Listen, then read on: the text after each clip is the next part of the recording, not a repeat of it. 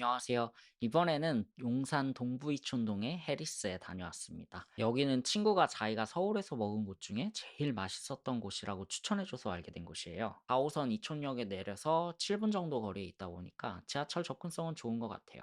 오히려 강남구청역이랑 압구정 로데오역 사이에 도산대로 쪽에 위치해 있는 오마카세나 다이닝 업장들보다도 도보 접근성은 더 좋은 편인 것 같습니다. 게다가 바로 옆에 있는 용산 세무서에 주차가 된다고 해가지고 와인 한 잔 하고 대리 부르시는 것까지 생각하신다면 차량 이용하셔도 괜찮을 것 같아요. 오늘 다녀온 해리스는 이제 저한테도 서울 원탑으로 꼽는 곳이 되었는데요.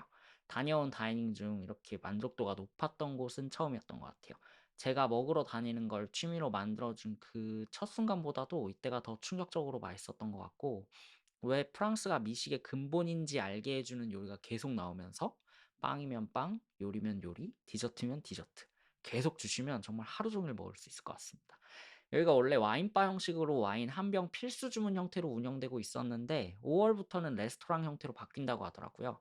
제가 여기 다녀온 이후로 만나는 사람마다 제발 좀 가라고 추천하고 있었는데 와인 한 병 필수 주문 때문에 조금 이제 장벽이 있었는데 그게 사라질 것 같아요. 저는 조만간 한 번 더 방문 계획을 세우고 있습니다. 아무튼 여기가 문이 조금 헷갈릴 수가 있는데 이 자전거집 2 층에 음식점이 있습니다. 제가 브레이크 타임이 끝나는 시간에 맞춰서 갔다 보니까 제 처음으로 들어가게 되었는데요. 운이 좋게 셰프님이 시간이 잠시 된다고 하셔 가지고 직접 가게 구경을 시켜 주셨습니다. 제가 생각한 것보다 규모가 커서 조금 놀랐어요. 먼저 저희가 예약한 룸이 있는 2 층을 먼저 구경을 시켜 주셨고, 저희가 예약한 4 에서 8인 룸 규모가 요 정도고, 이거보다 조금 더 작은 룸이 화면 오른쪽에 보이는 문 쪽에 하나 더 있다고 하셨던 것 같아요. 그리고 2 층에도 이 정도 규모의 홀이 또 따로 있고요. 이쪽은 여자 화장실인데 좀 신경 써서 인테리어를 하셨다고 하시더라고요. 아무래도 여자분들이 쾌적하게 쓰셔야 한다 보니까 신경을 쓰신 것 같고, 남자 화장실은 1 층에 있는데 별로 안 좋다고 강조를 하시더라고요. 요 테라스 부분은 흡연하시는 분들을 위해서 별도로 만드셨다고 하시더라고요. 여자 화장실은 제가 들어가 보지는 못했고 남자 화장실은 가 봤는데 셰프님이 별로 안 좋다고 말씀하셔 가지고 제가 기대가 없었는지는 몰라도 생각보다 엄청 깔끔하게 잘 되어 있었어서 전혀 문제 없었습니다. 1층 입구 쪽에 겨울에 오면 코트도 보관할 수 있게 신경 써 주신 부분도 보이네요. 저는 가보지는 못했지만 여기 셰프님이 원래 패딩턴이라는 음식점을 하셨었었나 봐요. 그리고 패딩턴을 닫고 이 해리스가 두 번째 업자인 것 같아요. 재밌는 게 셰프님이 호주 분이신데 호주의 패딩턴의 해리스 스트릿에 살다가 오셔가지고 첫 번째 이름을 패딩턴, 두 번째 이름을 해리스라고 지으셨다고 하셨어요. 아무래도 추억이 많으신 곳일 테니까 되게 뜻깊은 이름인 것 같아요. 1 층에도 메인홀이 이렇게 크게 두 곳이나 더 있고요. 여기가 셰프님께서 샤키테리에 되게 진심이셔 가지고 저렇게 샤키테리 호텔이라고 붙여 놓으신 것 같아요. 저는 이번에는 먹어 보지는 못했었는데 다음번에 가게 된다면 샤키테리를 맛보려고 생각 중입니다. 그리고 이 순서가 좀 반대로 된 것 같은데 이 입구 쪽에 요 돼지 인형이 있어요. 명함을 들고 있는. 요 소품들도 이 셰프님이 호주에서 직접 다 가져오셨다고 하셨던 것 같고 이 돼지는 특히 패딩턴에서부터 데리고 다니시는 것 같습니다. 테이블 규모는 이 정도고 추가로 정원을 구경시켜 주셨어요. 여기서 직접 요리에 쓰시는 허브들을 키우고 계시더라고요. 심지어 아무래도 살다 오신 쪽이 호주시고 바닷가 근처여서 그러신지는 모르겠는데 일부러 그 바닷가의 짠맛을 재료 자체에 가미하기 위해서 흙에 조개 껍질을 같이 넣으셨다고 하십니다. 이런 사소한 디테일에 또 신경 써 주시는 게 진짜 너무 좋은 것 같아요. 이건 여기 셰프님이 지동페레피를 정말 좋아하셔 가지고 이렇게 공병을 인테리어로 쓰고 계시기도 하더라고요. 저도 좋아하는 와인 중 하나인데 구하기가 쉽지 않고 비싸서 잘 못 마신다고 말씀드렸더니 이걸 보여주셨어요. 그 와이너리 주인분께 직접 사인을 받았다고 하시네요. 보시면은 For Raphael이라고 셰프님의 이름이 새겨져 있습니다. 여기가 이때는 와인바 형태로 운영되고 있었는데 4인 이상이면 뱅퀴 코스라고 해서 코스 형식으로만 진행이 가능하더라고요.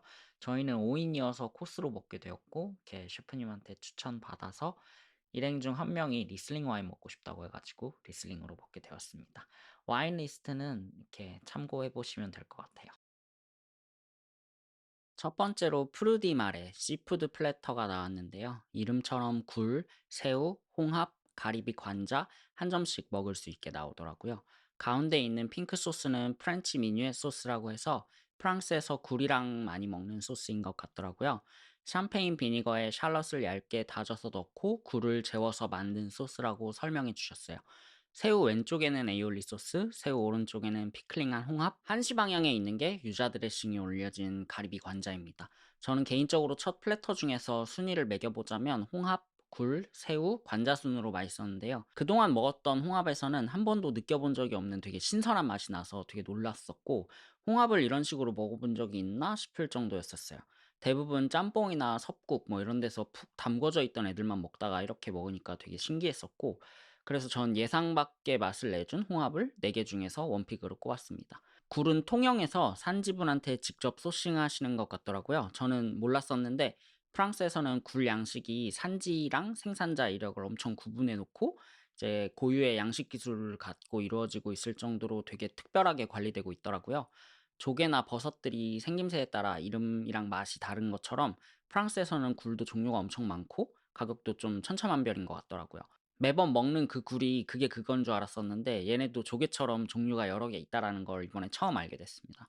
셰프님께서 프렌치에 되게 진심이신 것 같은데 다른 건 뭐 그렇다 쳐도 생굴을 프랑스에서 공수해 오지는 못하시다 보니까 어쩔 수 없이 국내산 굴을 써서 요리를 하시는 것 같다고 생각됐었어요. 굴이 정말 비리기 쉬운 해산물인데 그 자체로도 정말 깔끔한 맛을 내고 있어서 놀랐고 여기에 그 핑크색 미니엣 소스를 뿌려서 먹으니까 정말 조화가 엄청나더라고요. 비니거라고 하셔 갖고 되게 시큼할 줄 알았었는데 이건 되게 상큼함에 더 가까웠었던 것 같아요. 새우도 되게 맛있었는데요. 이 새우 비주얼이 여기저기서 이렇게 흔하게 접할 수 있는 그런 비주얼이었었어서 이렇게 크게 기대를 안 했었는데 되게 신선한 식감이었고 과하게 쪄지지도 않았었고 딱 적당했었어요. 소스 없이 먹었을 때도 맛있었는데 에이올리 소스 올려서 먹으니까 되게 맛있어 가지고 이렇게 푹푹 찍어 먹게 되더라고요. 역시 소스의 나라 프랑스구나 싶었어요.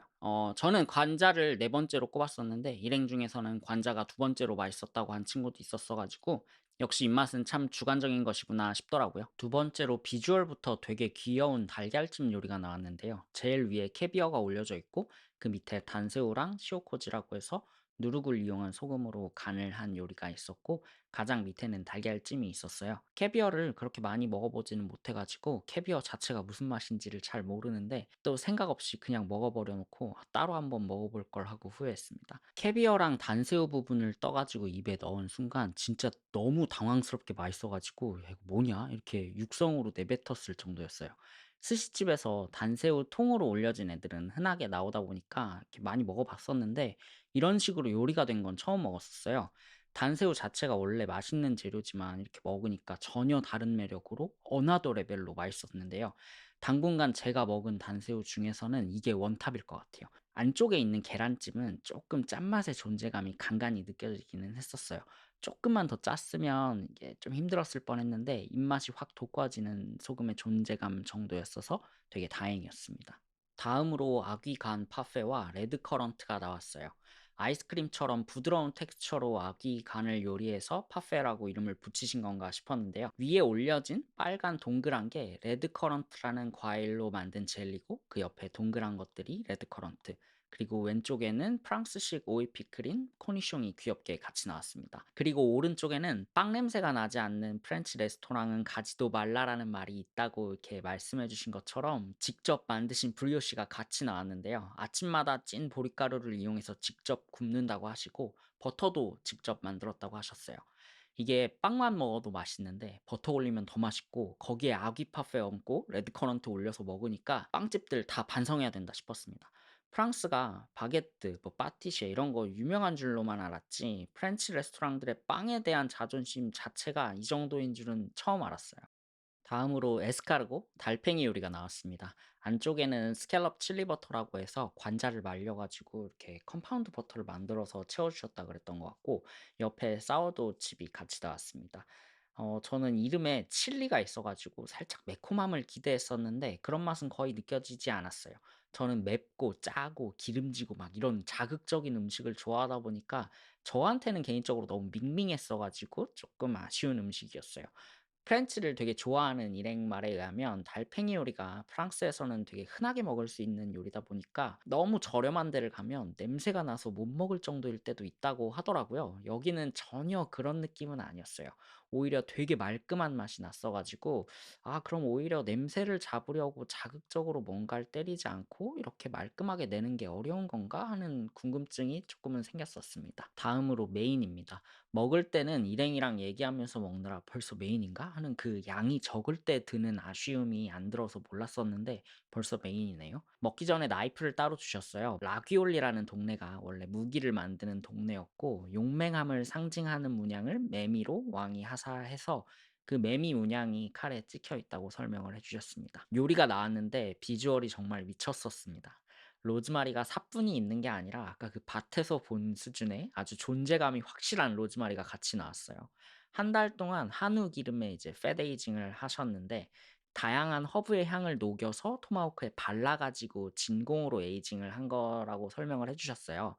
저희가 향수 만들 때도 그 향을 기름에 녹이는데 이 향 같은 게 원래 오일에 잘 녹다 보니까 그 특성을 이용하시려고 패드 에이징을 하신 것 같아요.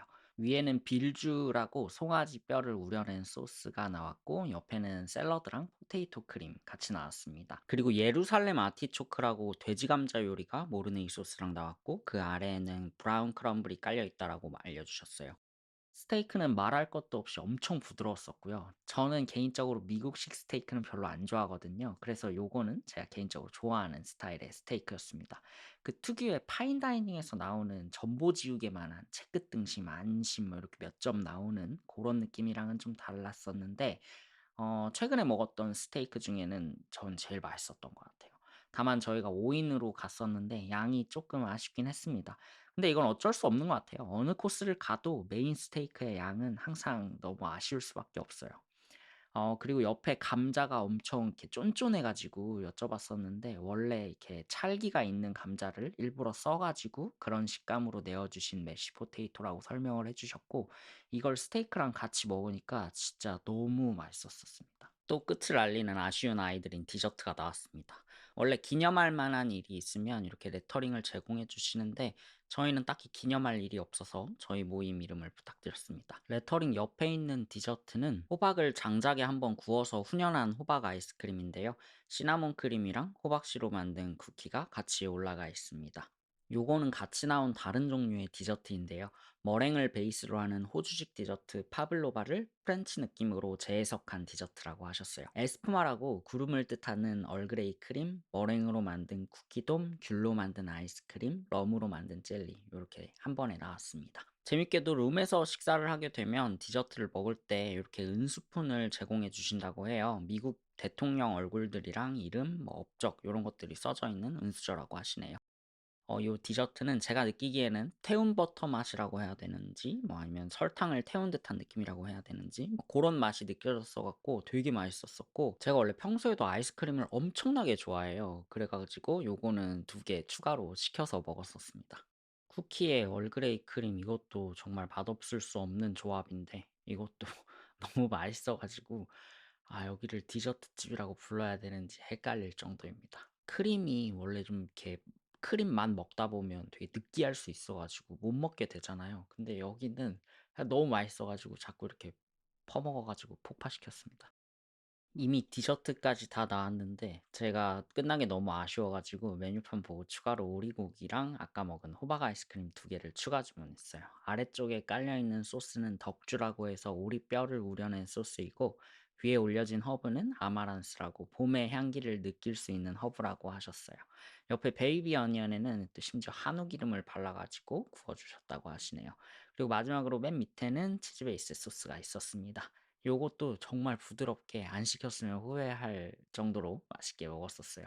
그리고 아이스크림 가져다 주실 때 추가로 이 레몬 소르베를 주셨는데 아이스크림과는 좀 다르게 청량한 느낌으로 먹을 수 있는 디저트로 마무리할 수 있었습니다. 네, 이렇게 코스는 마무리가 되었고 굉장히 만족도가 높았던 곳이라서 저는 조만간 다시 방문해 보려고 생각 중입니다.